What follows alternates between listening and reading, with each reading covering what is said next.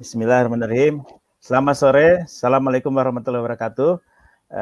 Rekan-rekan 90 ITB, kali ini kita akan melakukan wawancara interview podcast yang seri ketiga dengan Luna dari Seni Rupa 90. Saya perkenalkan diri, nama saya Denny, Elektro 90, dan saya ditemani oleh host kita yang cantik, yang sudah berpengalaman menjadi host. Nah, silakan Teh Ai bisa memperkenalkan diri. Hatur nuhun Kang Denny. Assalamualaikum warahmatullahi wabarakatuh, teman-teman. Teh Luna, halo Teh Luna. Assalamualaikum warahmatullahi wabarakatuh. Kang Denny, Teh Lunanya kayaknya hilang. Udah. Perkenalkan, saya Ai dari Informatika ITB. Hari ini saya nemenin Kang Denny nih untuk mewawancarai Teh Luna. Sebetulnya Kang Denny aja yang wawancarain Teh Luna ya. Saya kayaknya cuma dijadiin modus aja nih, alibi nemenin Kang Denny. Langsung aja ya Kang Denny ya ke Teh Luna. Teh Luna, damang Teh Luna. Teh Luna. Alhamdulillah, pangestu. Meni cerah ceria, terang benderang. Kenapa, jam berapa di sana di Caang? Sama, sore juga. Di sini beda jam barangkalinya ini. Waktu bagian Kabupaten Bandung. Waktu Indonesia Kabupaten Bandung, Mbak Ika. Iya. Kang Denny, Teh Luna itu siapa sih sebenarnya? Nah, saya juga baru kenalnya kemarin-kemarin. Pelatih gerakan saya gitu. Ya, saya nggak tahu kalau Teh Luna itu dari Seni Rupa. Nah, tapi kemudian beliau juga aktif ya, dan setahu saya ini beliau tuh guru yoga healing gitu. Nah, itu mungkin kita bisa explore ya, karena agak suatu yang unik ya, di mana alumni kita juga berkecimpung di dunia kesehatan. Ini sangat menarik, dan sekarang dengan pandemi ini jadinya sangat relevan gitu ya. Bagaimana kita survive di dalam COVID ini, dan mudah-mudahan yoga ini dengan kita bisa belajar banyak nih sama Teh Luna. Semangat Teh Ai, diteruskan ke Teh Luna. Teh Luna, dulu di Seni Rupa Teh Luna. Iya, saya tuh SR 90 di desain tepatnya. Saya itu, kalau flashback dikit ya, kenapa kemudian saya jadi tertarik di yoga healing, terus kemudian saya tertarik berbagi sehat, terus berbagi ilmu gitu. Kalau flashback dikit, waktu saya SMA itu saya tuh seperti anak itik buruk rupa. Jadi ranking saya tuh selalu paling bagus di kelas gitu, karena selalu rankingnya kalau nggak 30, 29 dari belakang. Pokoknya rankingnya jelek banget, buruk banget gitu ya. Terus saya punya problem karena saat itu saya pernah dibully di sekolah. Jadi kemudian ranking saya dari 10 besar drop sampai ranking 30 gitu. Karena saya merasa tiba-tiba nggak pede, terus saya merasa jadi anak paling bodoh di dunia gitu. Intinya saya pernah dibully oleh seorang guru. Sampai kemudian saya ketemu dengan seorang guru ini guru seni rupa. Waktu itu saya lagi gambar sesuatu, dan dia memberikan sebuah respon yang baik gitu ketika saya sedang menggambar. Intinya tiba-tiba saya merasa dapat perhatian dan apresiasi dari apa yang saya lakukan. Nah, kemudian dari situ ketika saya kuliah, akhirnya saya berpikir kenapa nggak saya masuk seni rupa aja ya. Nah, ketika saya masuk seni rupa, itu saya istilahnya melejit dari yang anak itik buruk rupa menjadi itik gitu ya, walaupun itiknya belum cantik. Nah, terus kemudian ketika saya masuk seni rupa, saya ketemu pathway-nya, saya ketemu apa yang menjadi kenikmatan saya gitu ya. Akhirnya saya lulus cum laude S1, terus saya dapat beasiswa, saya lulus cum laude S2. Lalu saya jadi mahasiswa berprestasi di ITB itu. Waduh, luar biasa Kang Denny. Itu dongeng saya berkaki ceritanya ya, sesuai dengan keilmuan saya. Tapi dalam proses itu saya merasa diri saya tuh nggak balance gitu.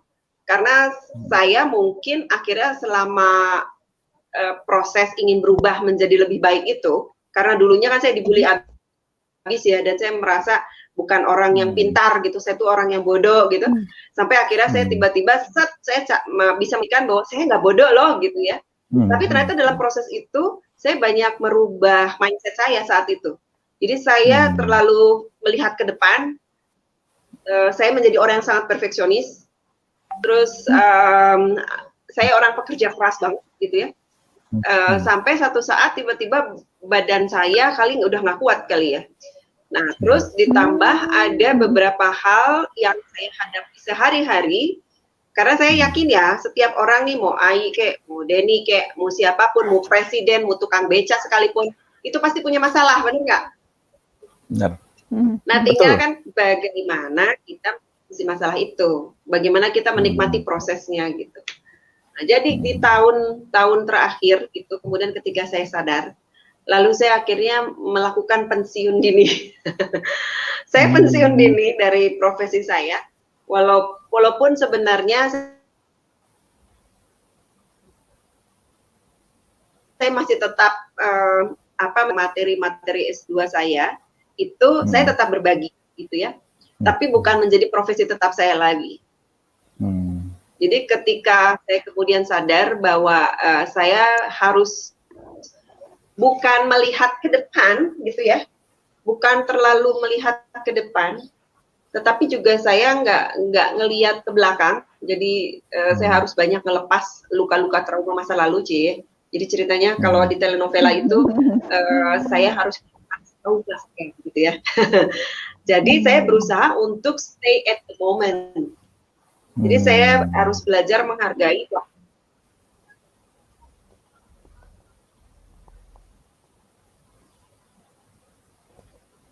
yang apa adanya. Halo, kedengeran ya? Iya, iya. Tadi sempat kedengeran ya? Kedengeran. Oke. Nah, kalau jadi saya lebih banyak menerima gitu sekarang tuh. Jadi kalau dulu ketika ada sesuatu yang tidak sesuai harapan saya dan tidak terjadi, itu saya bisa depres gitu. Karena saya orangnya perfeksionis. Tapi kemudian saya berusaha untuk lebih enjoy. Artinya lebih qanaah gitu. Oke lah, saya terima gitu. Oke, saya tahu saya bisa mengevaluasi, saya maju lagi ke depan. Jadi lebih banyak bersyukurnya. Nah, ini yang kemudian kalau dilihat dari istilah yang sering digunakan banyak oleh orang-orang disebut mindfulness. Nah, sebenarnya waktu itu saya tahu bahwa saya harus berubah. Saya yakin bahwa setiap diri kita tahu bahwa seharusnya begitu gitu ya. Tapi kadang-kadang kejadian sehari-hari itu tidak memberikan momennya yang tepat buat kita. Nah, saya merasakan itu. Nah, sampai satu titik saya kemudian memasrahkan itu pada yang di atas. Dan saya minta jalannya, ceritanya gitu. Minta pertanda lah gitu. Nah, setelah itu dengan cepat sih kebuka di depan. Kebuka. Karena saya tahu saya harus lebih mindfulness, tapi memang saya nggak tahu bagaimana momennya gitu ya. Nah, karena saya kemudian berhasil, kemudian saya mendalami yoga, ternyata metode di yoga itu lebih step by step mungkin ya. Jadi lebih mudah gitu. Jadi kita tahu teorinya gitu ya. Ya kalau kita belajar agama gitu, kita tahu gitu harusnya itu begitu. Tapi kadang-kadang ketika saya pengajian, tapi mereka tidak pada praktek ya. Gimana ya? Tidak pada tuntunan praktek. Kelebihannya mungkin itu kali ya. Jadi saya kemudian mencari cara lebih ke metodenya gitu. Karena metode ini yang sebenarnya mudah, tapi sebenarnya susah ya untuk dijalani gitu, karena butuh pendampingan gitu. Nah, disitulah kemudian saya merasa bahwa yoga healing itu menjadi sebuah wadah gitu. Jadi kayak orang, saya tahu saya harus sehat, kata agama saya juga, saya harus menjaga kesehatan saya gitu. Ya udah, kalau gitu saya berobat ke dokter. Gitulah ya. Nah, kalau ini kemudian saya berpikir, oh ya kalau gitu saya berobat dengan medis timur. Jadi akhirnya kenapa saya memilih medis timur? Karena kalau medis barat itu dia fokusnya di apa yang seeing is believing ya. Jadi kalau semuanya berdasarkan fakta dan ada datanya dan ada tes darahnya gitu ya, dan ada foto ronsennya gitu, terukur gitu, maka itu disebut sakit atau sembuh gitu ya. Lalu dikasih obat, obatnya pun terukur gitu. Nah sementara saya tahu bahwa yang berhubungan dengan saya sakit di saya ini bukan sakit yang terukur seperti itu gitu. Jadi kalau saya datang ke dokter, saya sakit lutut, dokter bilang nggak ada apa-apa dengan lututnya. Terus kalau misalnya saya ke dokter, saya bilang kenapa saya sering pusing, dokter hanya bilang ya udah kamu istirahat aja, udah gitu aja gitu. Tapi saya tahu ini kayaknya ada persoalan lebih yang bukan hanya sekedar fisik. Jadi akhirnya disitulah saya mencoba masuk ke yoga. Nah di yoga tuh sebenarnya yang diberi tuntunannya lebih pada step by stepnya. Jadi sebenarnya gimana kita bisa deal dengan tubuh kita sendiri, pikiran kita sendiri, karena sakit di tubuh fisik itu sebenarnya hanya tanda aja, indikasi ada persoalan lain yang sebenarnya bukan fisik gitu. Nah disitulah kemudian saya mulai merasa lebih memahami yang disebut dengan mindfulness tadi gitu. Barangkali itu flashbacknya dulu ya. Jadi karena kan banyak orang yang, kalau lulusan seni rupa ya, kok tiba-tiba jadi ke yoga ya, gitu. Inilah anak titik buruk rupa itu sekarang sudah menjadi seperti ini.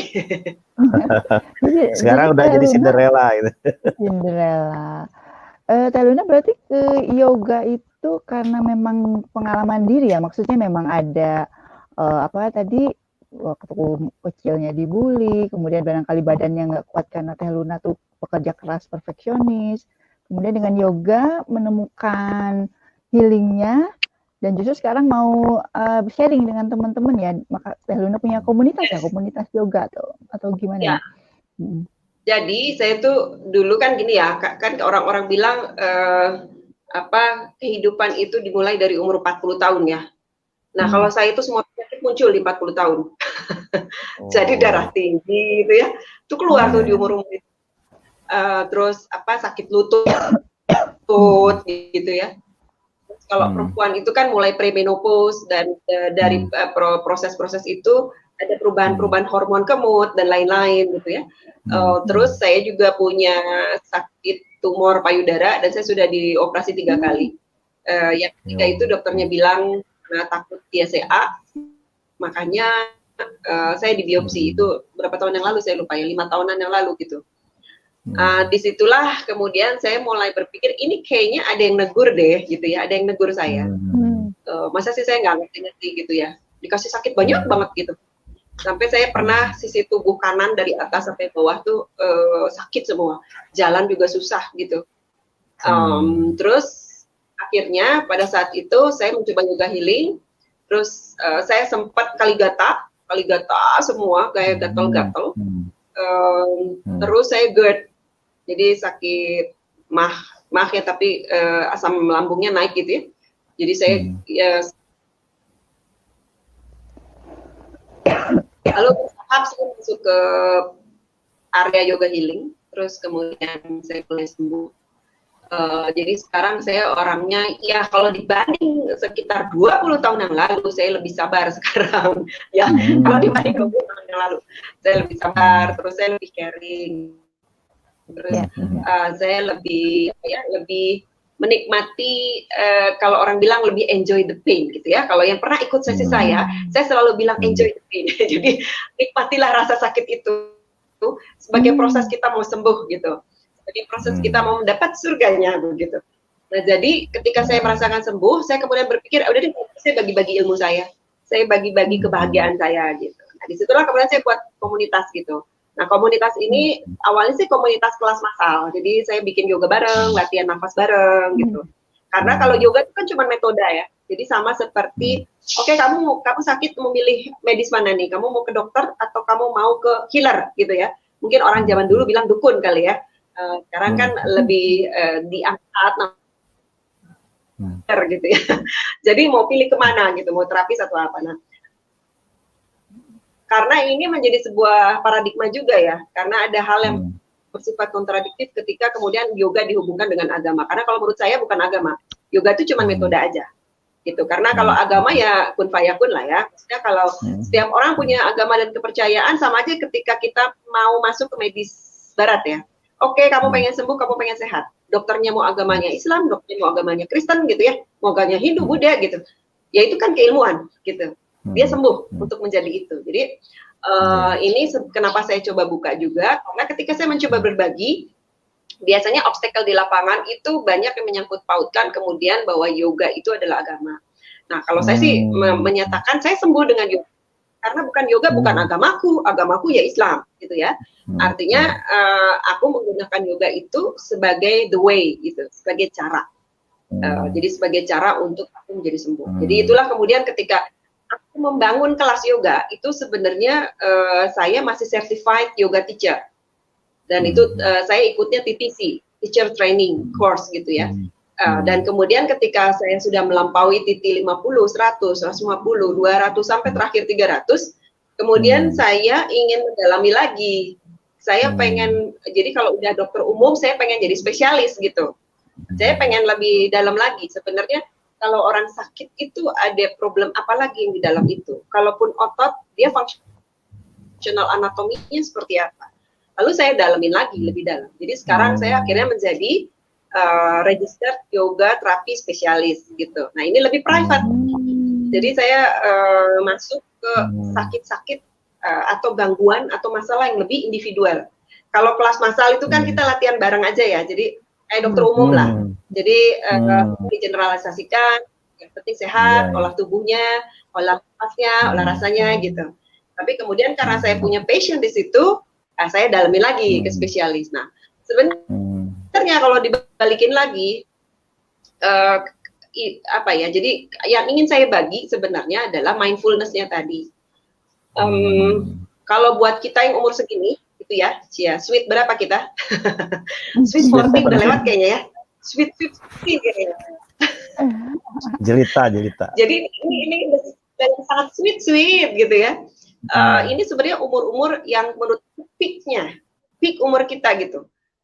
Kita bentar lagi mungkin menjelang pensiun, tapi sebenarnya ya masih jauh lah ya, tapi menjelang kan gitu ya.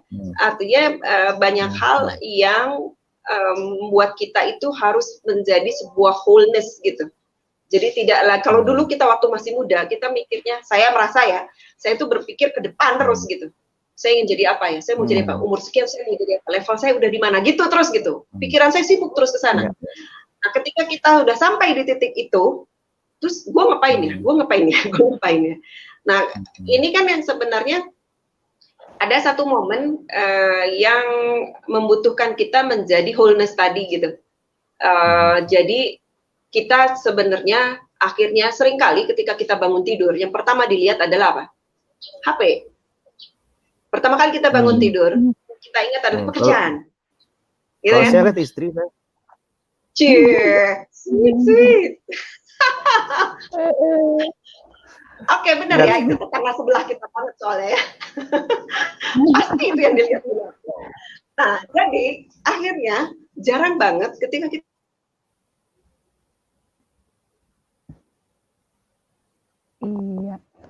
enak banget ya, hangat banget ada sinar matahari atau kicauan burung, udara yang bersih, tarik nafas dalam. Jadi energi alam semesta yang sebenarnya ada setiap hari untuk kita itu tidak pernah kita coba resapi dan masukin sebagai sumber energi lagi, karena dia seperti ada tapi dicuekin, ada tapi ya memang ada gitu. Jadi biasa aja. Mau diapain lagi gitu. Jadi ketika saya mulai, kenapa Ay? Ya, ini Luna kata ini ya teman saya gitu ya. Ini salah satu. Halo. Nah, saya nanya nih, boleh nggak? Ya, salah satu cara untuk kita menambah imun katanya di era COVID ya. Nah, era COVID ini katanya disuruh sering moyan atau berjemur. Nah, ini kalau teorinya Luna kan matahari kita kan akan memberikan memberikan energi gitu kan. Nah, ini ada kaitannya nggak Luna? Misalnya tips-tips kita lah untuk secara praktis kepada teman-teman bagaimana kita dengan yang cara sederhana mindfulness, kemudian tadi memanfaatkan alam bisa meningkatkan imun kita gitu. Oke, saya pindah tempat dulu ya. Saya cari koneksi internet yang lebih bagus. Sepertinya ini aku lebih mendapatkan akses yang lebih baik. Iya. Kalau dihubungkan dengan COVID ya, barangkali tren kita sekarang adalah COVID. Jadi kalau tadi hubungannya adalah kenapa harus mindfulness gitu ya?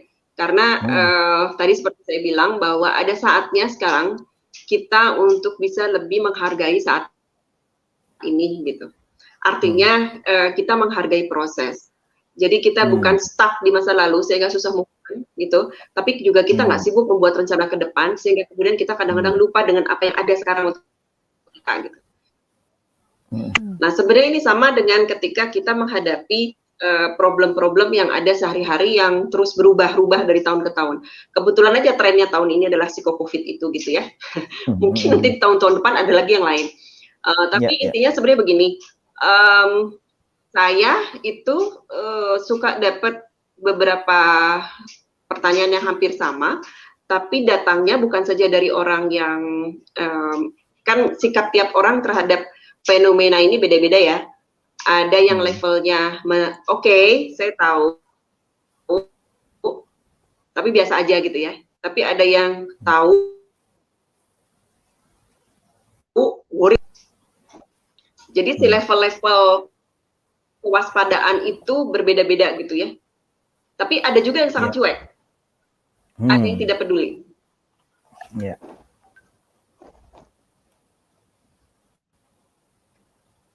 Nah, kan bagaimana sebagai wholeness ketika kita menghadapi persoalan yang tadi saya bilang itu. Jadi sebenarnya begini, kalau di yoga kita itu kalau disebut sembuh atau sehat berarti energi kita seimbang. Nah, yang disebut seimbang itu pikiran, hati, dan jiwa. Nah, kalau sakit artinya energinya tidak seimbang. Nah, apa hubungannya kemudian dengan COVID gitu ya? COVID itu sebenarnya kan sama dengan masalah yang ada di luar. Masalah itu bisa menyerang kita, kemudian membuat kita sakit, gitu. Tapi ada masalah yang tidak membuat kita sakit. Maksudnya begini, setiap orang punya masalah, setiap orang melakukan kegiatan. Nggak mungkin nggak ada orang yang kena stres terus unfall, tapi ada orang yang nggak kena stres kok happy aja ya. Apa dia nggak pernah punya masalah di hidupnya gitu? Jadi jika kita menjadi mindfulness dengan yang tidak gitu. Jadi kalau di yoga aja lah ya, saya pakai contoh di yoga. Kalau misalnya kita mau sehat, maka kita harus mempertahankan keseimbangan pikiran, hati, tubuh.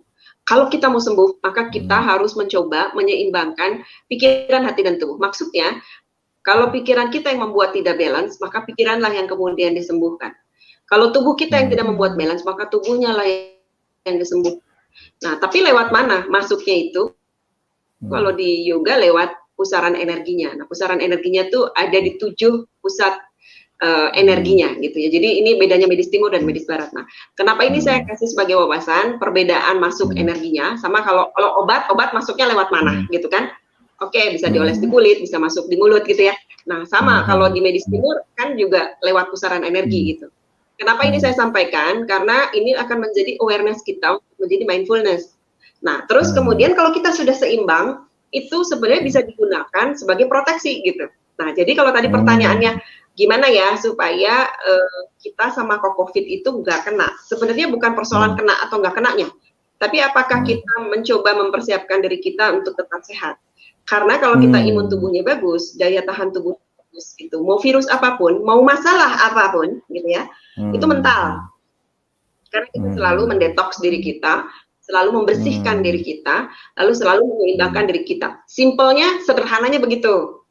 Nah, kalau ditanya bagaimana caranya, mungkin saya harus dipancing dengan beberapa pertanyaan lebih detail untuk masuk ke cara. Tapi kurang lebih prinsipnya seperti itu kalau mau menghadapi COVID gitu ya. Artinya gini, kan kalau kata Tuhan, ini kata Gusti Allah, ya kamu mah ada pasti kena lah. Ya sudah kena gitu. Tapi cek Gusti Allah, enggak, kamu mah nggak bakal kena. Nah, maksudku itu juga ada hubungannya dengan suratan takdir. Jadi mau kita paranoid segimanapun gitu ya, kalau ternyata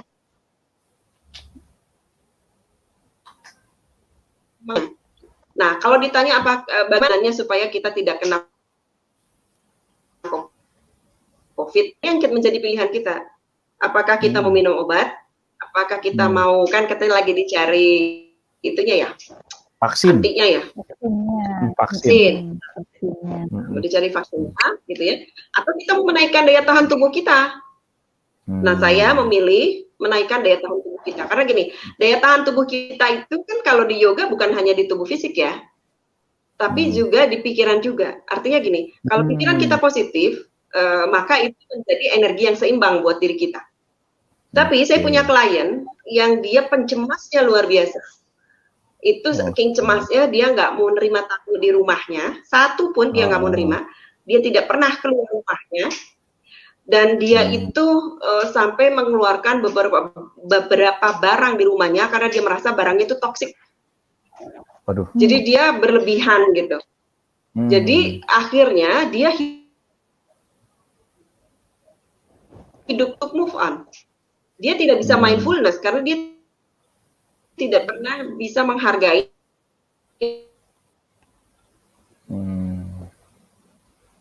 Ya. Kayaknya Teh Luna koneksinya ya Kang Denny ya? Koneksi ya. Kang Denny sendiri momen hari ke harinya. Iya, yoga pernah tapi nggak sabar saya. Ini menarik banget. Sama seperti kalau kita sekarang tiap bangun tidur yang dipikirin HP. Ya menarik. Ya, menarik banget. Nah ini sambil nunggu sinyal ya. Iya. Usia kita memang kayak waktu tuh yang ngejar-ngejar ya. Nggak tahu nih kalau Kang Denny. Kalau saya sih masih ya, udah umur segini masih waktu tuh kayaknya nggak pernah cukup gitu, kayak ngejar-ngejar. Jadi kitanya yang dikendalikan oleh waktu. Ini belum kerja, belum tugas ini, belum kerjaan ini belum gitu ya. Belum lagi mencemaskan anak-anak sekolah. Wah. Padahal usia kita udah kalem ya hidup tuh ya. Tuh, udah nyambung. Tadi sorry ini apa putus Luna, mungkin diulang sedikit tadi terakhir. Apa ya ending? Ya intinya tadi mindfulness-nya, apa gimana cara biar mindfulness kita tuh gimana Kang Denny? Naikin imun tadi, naikin imun. Jadi sebenarnya intinya adalah bukan untuk membuat kita tiba-tiba totally untuk tinggal di hutan gitu ya, enggak juga. Artinya maksudnya kegiatan yang kita lakukan sehari-hari itu ya memang that's the way it is gitu ya. Maksudnya bukan untuk dihindari juga. Ya kita kan punya jabatan sekarang ya, kita punya tanggung jawab. Bahwa kita harus mampu berpikir ke depan sebagai pemimpin, harus punya futuristiknya juga yes gitu ya. Tapi maksud saya adalah ada momen-momen yang kita bangun siklusnya gitu. Jadi kita harus berusaha membangun siklus supaya kita tidak terlena dengan apa yang sudah kita lakukan seperti itu. Jadi kalau misalnya dalam 7 hari kita terus disibukkan dengan pikiran pekerjaan gitu ya, tapi tidak pernah masuk ke dalam diri. Maksudnya gini, kalau kita liburan sama keluarga, kita liburan sama anak-anak, gitu, itu memang pengalih perhatian dari pekerjaan. Tapi itu bukan yang saya sebut sebagai mindfulness, bukan balik kepada diri sendiri. Jadi diri itu perlu dimanjakan juga. Diri itu adalah totalitas whole tadi yang disebut pikiran, hati, dan jiwa.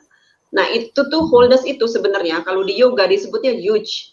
Yuj itu sebenarnya ketika kita mampu menyatukan keseimbangan energi yang ada di alam semesta, angkasa, dan bumi pertiwi. Apa sih? Alam semesta kan udara yang kita hirup. Angkasa itu cahaya matahari, cahaya bulan gitu ya, atau bintang gitu. Terus kemudian juga bumi pertiwi. Bumi pertiwi itu pernahkah kita sekedar jalan di tanah atau di rumput, lalu merasakan energi yang ada di telapak kaki kita, barefoot, tanpa sepatu dan tanpa sandal. Itu kan energi bumi pertiwi juga. Atau makanan dari tanah, kan semua makanan itu dari bumi pertiwi ya, yang langsung makan olahan alami maksudnya. Jadi tidak diolah masak dan lain-lain gitu ya. Jadi sayur, jadi nggak boleh gorengan ya? Buah yes, gitu. Jadi energi ya. Jadi intinya adalah bagaimana kita menyatukan energi yang ada di luar, kemudian kita masukkan ke dalam tubuh, lalu kita satukan nih tubuh, hati, dan pikiran kita. Lalu untuk apa sih? ketika energi itu bisa masuk ke dalam tubuh, hati, dan pikiran kita, kemudian disitulah yang kita lakukan adalah untuk bisa berkomunikasi dengan yang di atas. Jadi apa yang kita lakukan sehari-hari itu sebenarnya untuk huge itu menyatu sebenarnya, menyingkronkan kali ya, harafiahnya kurang lebih begitu. Jadi yoga itu sebenarnya huge. Jadi kalau kita secara sadar bersyukur bahwa ini ada udara yang masuk, menarik nafas. Nah bukan biasanya, tekniknya adalah lewat nafas. Nah saat itulah kita bersyukur, kita menyatukan dengan yang di atas. Ya Allah, terima kasih, hari ini saya sudah dikasih sehat, hari ini saya dikasih udara yang bersih. Maksudnya itu. Jadi siklus itu yang harus sering dibangun, karena ketika kita secara sadar mengalirkan energi ke hati, pikiran, dan tubuh, saat itulah sebenarnya energi kita itu akan mengalir untuk diri kita gitu. Karena kalau setiap hari kita berpikir tentang masa depan atau kita stuck di masa lalu, energinya habis di situ. Maka energinya nggak bisa melindungi diri kita untuk hal-hal yang bersifat negatif menyerang diri kita. Nggak ada waktu. Energinya habis.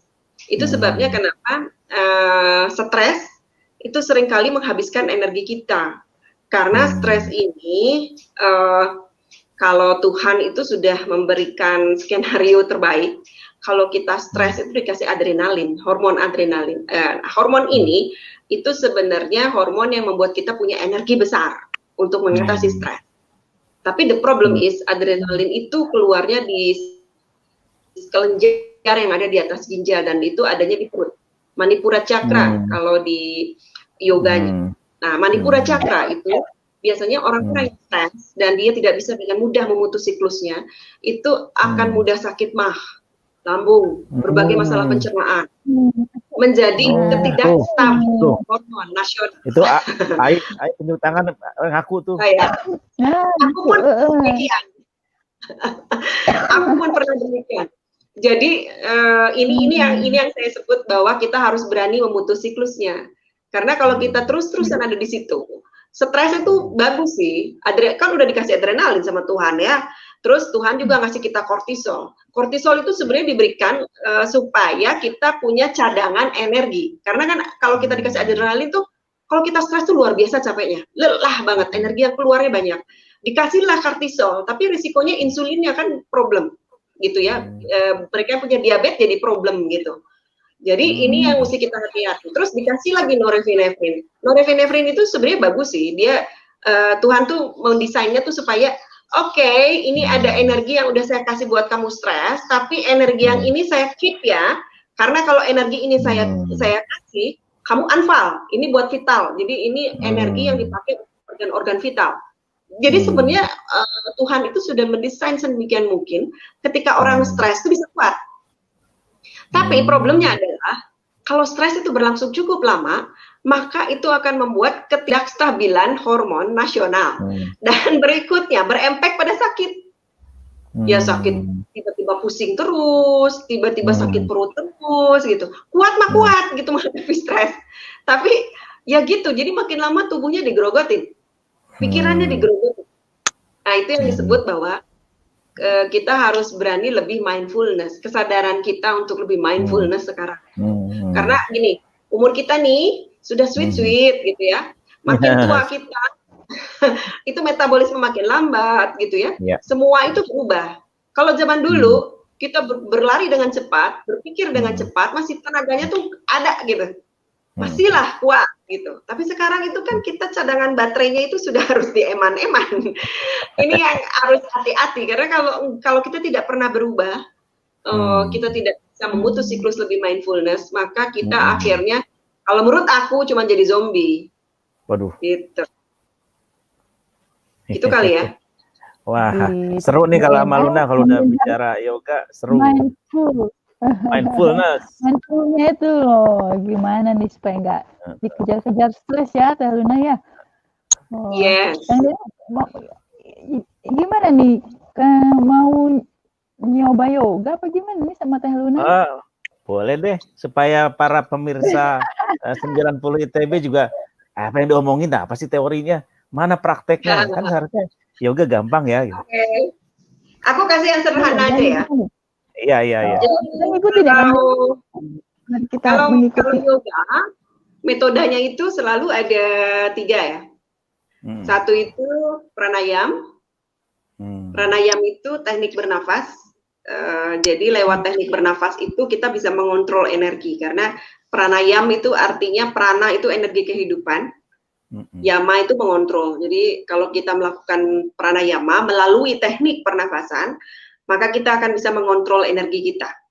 Nah, kalau yang senang dengan film Star Wars, dan saya termasuk penggemar Star Wars ya, itu saya senang sekali dengan cerita Jedi, kaum Jedi gitu, karena kaum Jedi itu mereka sangat mereka sudah secara alamiah, naturally mereka punya kemampuan itu ya, punya life force itu. Nah sebenarnya kita tuh punya loh life force itu, ya walaupun bukan versi lebaynya kaum Jedi lah gitu ya, tapi kita tuh punya gitu life force itu punya.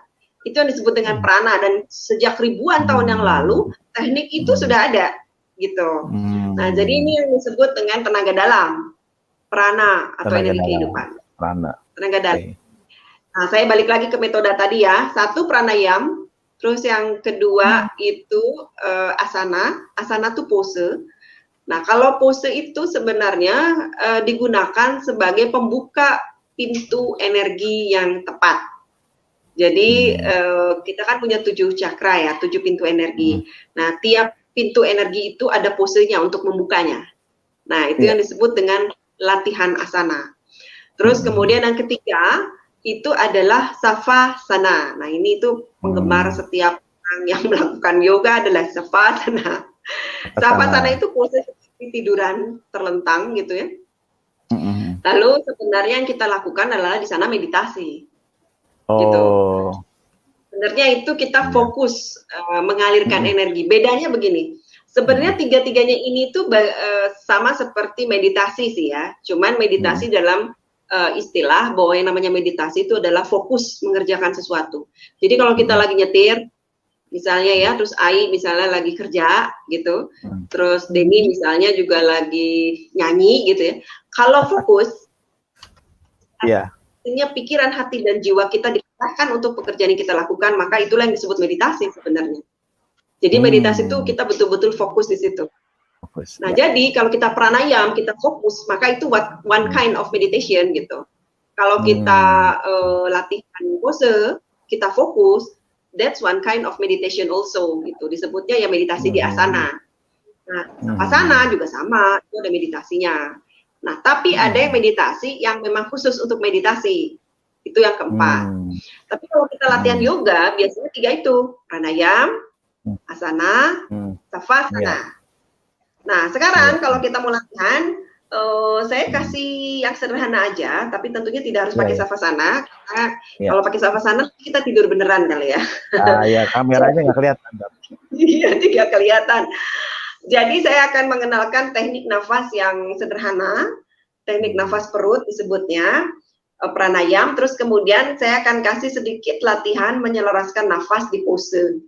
Posenya tetap duduk saja, jadi mau duduk di matras boleh, duduk di kursi boleh, duduk di tempat tidur pun boleh.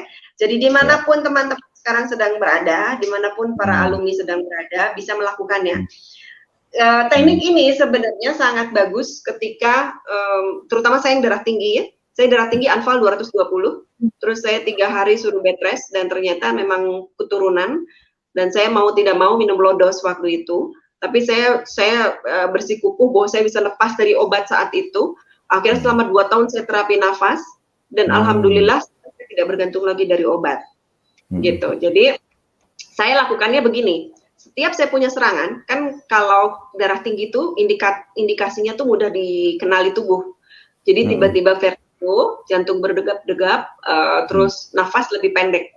Nah, saya kalau udah mulai punya tanda itu, maka saya akan mencari untuk me time, yang tadi saya bilang mindfulness.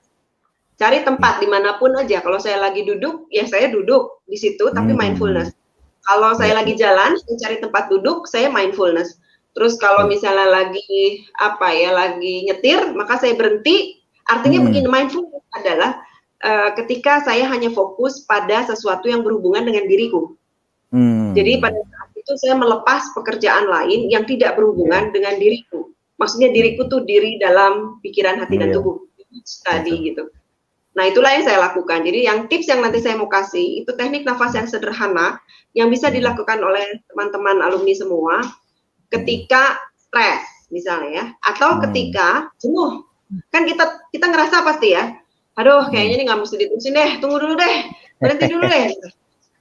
Pengen dapat ide baru gitu.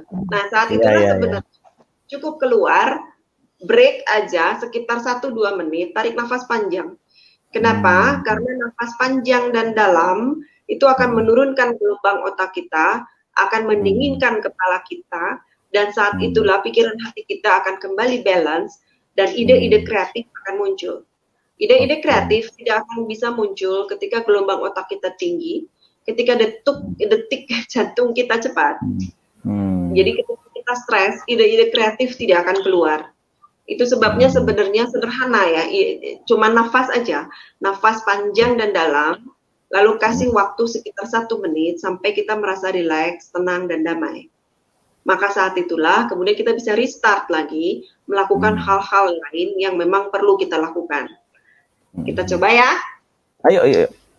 Cara duduknya boleh menggunakan balok kalau di lantai. Jadi duduk di atas balok supaya. Tapi kalau sudah di kursi, ya sudah di kursi saja. Oh, kursi. Ya kursi aja nih. Yes. Oke. Karena saya akan memilih pose sila. Nah, terus kemudian tangannya, kalau saya biasanya tengadah ke atas. Karena saya mau mengakses cahaya matahari ya. Karena kalau di yoga itu kita punya kuncian-kuncian khusus di tangan untuk mau mengakses energi yang mana. Karena hari ini kita berlatih yang general saja. Fokus kita adalah memanjangkan tulang punggung. Kenapa memanjangkan tulang punggung? Supaya energi yang masuk berupa udara itu bisa optimal. Rongga dadanya terbuka, rongga perutnya terbuka. Kalau kita punggungnya tegak. Lalu yang sering kita lakukan adalah biasanya beginian. Jadi otot bahunya memendek, yang di depan, yang di belakang memanjang. Maka kenapa yoga sering disebut mengembalikan postur? Karena selalu diingatkan untuk tegak, bahunya angkat, putar ke belakang, rebahkan di belakang, tapi tidak dibawa ke depan lagi, dibuka. Jadi kita akan merasa tiba-tiba gagah dan cantik jelita. Karena postur kita dengan sendirinya, begitu ya. Ya, jauhkan bahu dari telinga, lalu duduk tegak.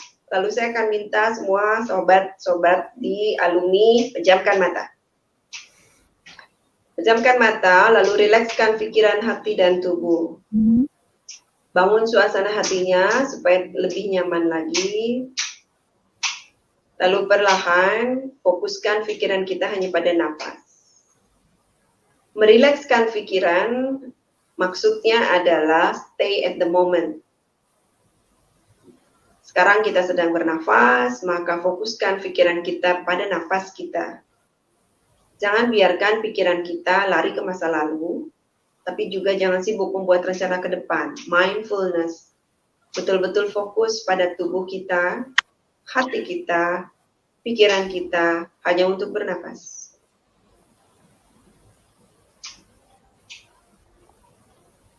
Lakukan nafasnya perlahan pada nafas perut. Barangkali buat beberapa orang atau sobat yang baru mulai latihan nafas, agak bingung dengan nafas perut, tapi intinya kita coba saja pelan-pelan semampu kita, fokus pada nafas perut. Ketika tarik nafas, rongga perutnya dikembangkan. Ketika buang nafas, rongga perut dikempiskan.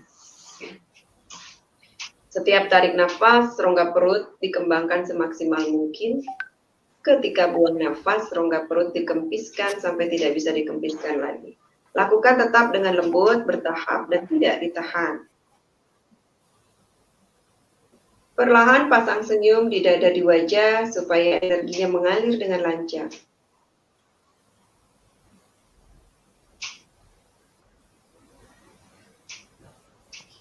Lalu perlahan buat buang nafasnya lebih panjang dibanding tarik nafasnya.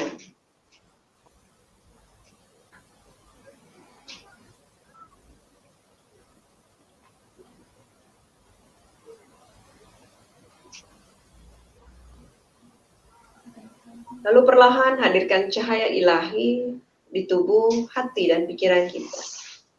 Sampaikan doa kita kepada Allah. Semoga hari ini energi alam semesta, bumi pertiwi dan angkasa memberikan energi terbaiknya untuk kita sehat, sembuh, dan tetap seimbang.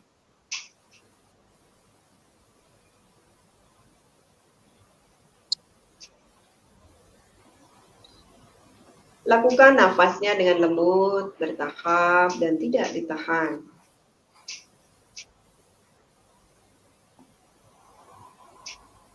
Tetap pasang senyum di dada di wajah supaya energinya mengalir dengan lancar.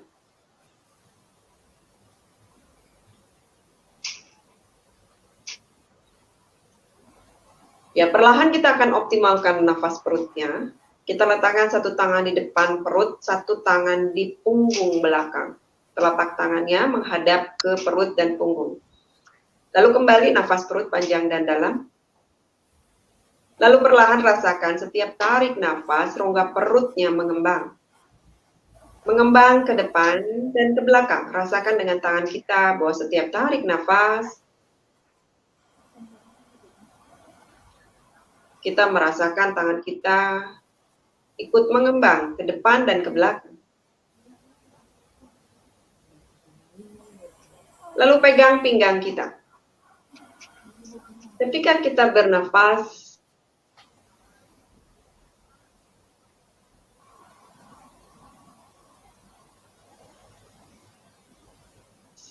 panjang dan dalam. Rasakan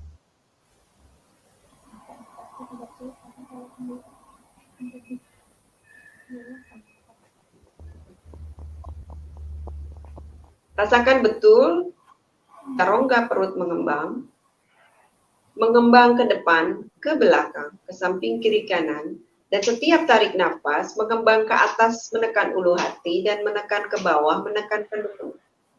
Rasakan dia mengembang maksimum.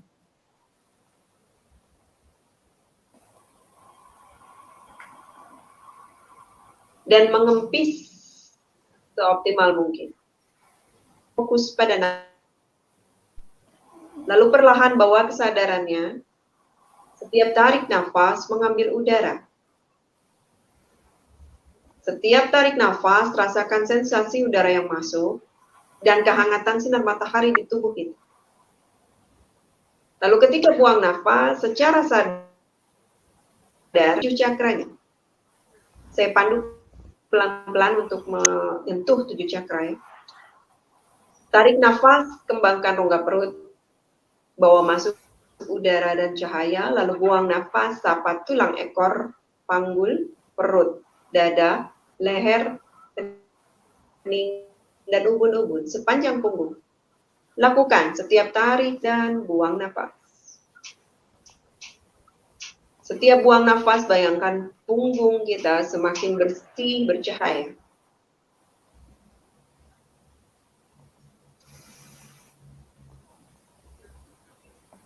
Lalu perlahan bayangkan cahaya yang keluar dari tubuh kita melalui pori-pori kulit tubuh, semakin lama semakin bercahaya. Bayangkan tubuh kita semakin lama semakin bersih, bercahaya.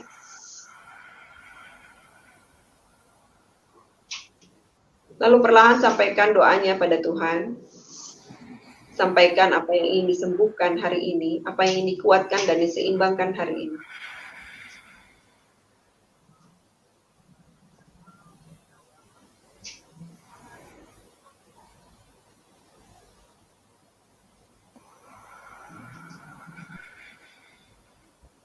Ya, perlahan kembalikan kesadarannya ke nafas normal, lalu kita buka matanya. Iya, tadi kita latihan pranayama. Ini latihan pranayama ini bisa sleepy, tapi juga bisa membuat reboosting ya, jadi lebih berenergi. Ai, gimana Ai? Iya, enak, lebih tentrem rasanya. Aduh, pengen lagi yoga sama Teh Luna nih. Kapan ya Teh Luna? Saya tuh lagi sakit GERD, Kang Denny. Larinya ke batuk-batuk. Terus lutut juga kan sembuh. Biasalah runner abal-abal ya. sakit lutut. Kayaknya harus ke Teh Luna nih untuk healing. Tapi kalau mindful sih insya Allah ya Kang Denny ya, kita mah kan orang yang insya Allah lah blessing, Tuhan itu kan maha baik ya, jadi tentrem lah. Tapi memang fisik ternyata nggak bisa bohong, usia tuh nggak bisa bohong. Kena GERD sama lutut. Kang Denny sehat Kang Denny? Alhamdulillah ya. Tapi diingatkan katanya kan jangan khawatir COVID gitu ya. Yang penting kita ini kan mindfulness ya. Ketemu orang mungkin pasti banyak khawatir ya. Jadi ngerapat-rapat gitu, gimana caranya tuh supaya? Ya nggak apa-apa. Tadi kan ada tipsnya dari Luna kan, mindfulness-nya itu. Dan ini rekan-rekan 90 TB, kalau kurang puas, Luna ada YouTube-nya kan. Nanti di URL-nya nanti kita posting ya di podcast kita nih. Ya Luna kan punya channel sendiri Luna ya, dan kalau nggak salah ada channel di PR TV ya kalau nggak salah. Khusus yoganya ya. Jadi kalau teman-teman misalnya mau ada yang mungkin bisa di PR TV, jadi nanti install dulu PR TV-nya, itu Senin sampai Jumat kok jam 9. Terus kalau ada yang mau ke YouTube aku boleh. Ya, di sana juga ada YouTube Selaras Eko Yoga Nusantara. Jadi nanti di situ akan dipandu dengan detail. Intinya mungkin sebagai kesimpulan di pranayama, itu sebenarnya kemampuan kita secara sadar dan tahu untuk mengontrol energi kita. Jadi kesadaran penuh kita untuk mengontrol energi itu. Nah sekarang kita masuk sedikit di pose ya. Kita selaraskan energinya di pose melalui nafas. Posenya sederhana. Oke, kita coba ya. Pertama, tangannya di depan, lalu buka, lalu ke samping kiri kanan lurus. Iya. Lalu pelan-pelan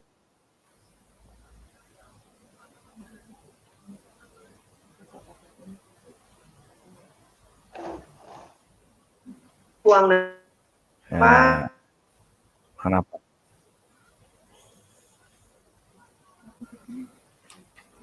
Berputus-putus ya, Teh Luna ya. Putus ya, buang napas, tarik napas.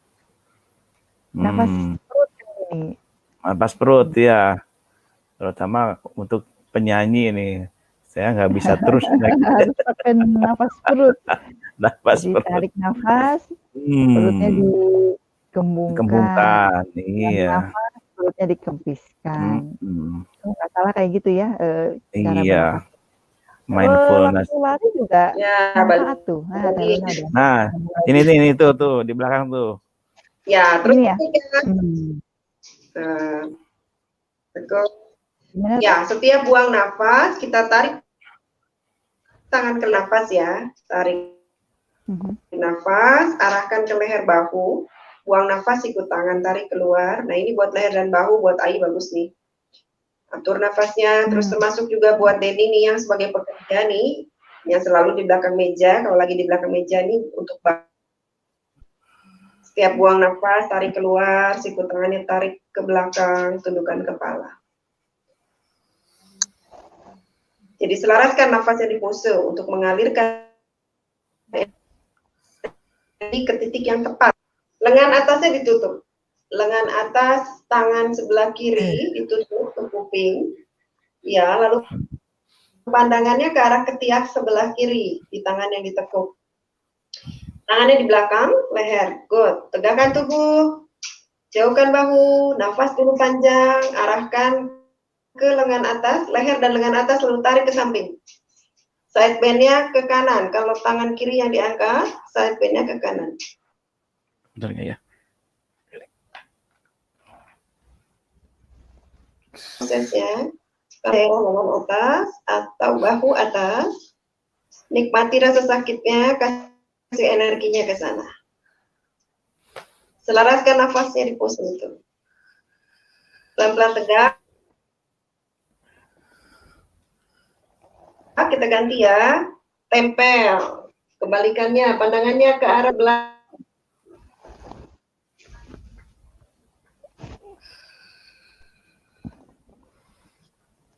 Ya, lalu tegak pelan-pelan. Ya, lalu buka tangannya.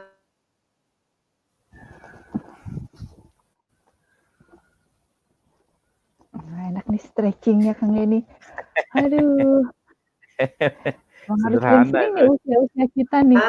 Iya. Nah, ini yang di depan, tangan. Ya, lalu gantian. Gimana ini? Iya kali. Iya. Salah ya. Aduh, terputus ya lunanya.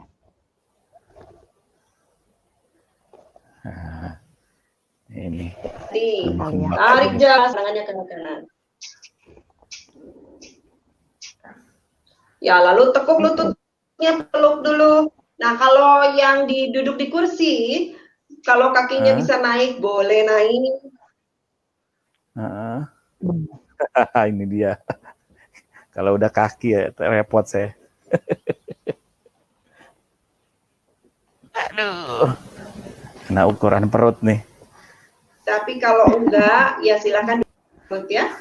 Lalu atur nafas.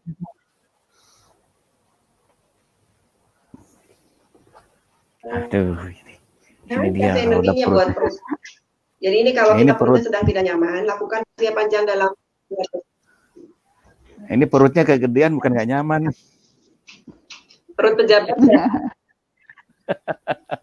Aduh. Ya, itu contoh pose ya. Sepertinya sudah ada 3 pose tadi saya kasih. Semoga lebih. Iya.